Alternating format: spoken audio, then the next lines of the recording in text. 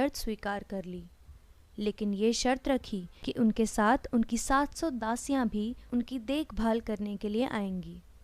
और इसके अलावा वे अपने पति से एक अंतिम बार एकांत में मिलना चाहती हैं। सुल्तान को इस शर्त से कोई समस्या नहीं थी,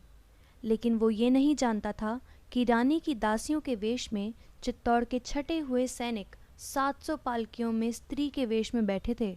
और हर पालकी को उठाने का काम भी वीर सैनिक ही कर रहे थे। कड़े पहरे के बीच रानी की पालकी को सीधा उस शिविर में उतारा गया जहां पर रतन सिंह को कैद कर रखा था, लेकिन उस पालकी में भी पद्मिनी नहीं बल्कि उनका 12 साल का भतीजा बादल था, जिसने आते ही रतन सिंह को आज़ाद किया, और उसके एक इशारे पर सभी सैनिक पालकियों से उतरकर अचानक ही सुल्तान की सेना पर टूट पड़े। इस बात से अनजान सुल्तान की भारी सेना को भी संभलने में वक्त लगा,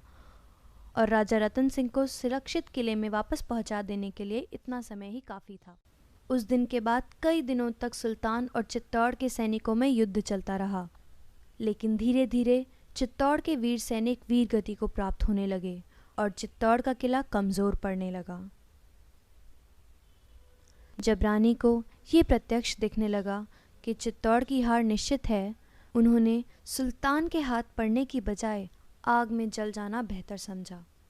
किले की सभी महिलाओं ने भी उनके इस निर्णय का समर्थन किया।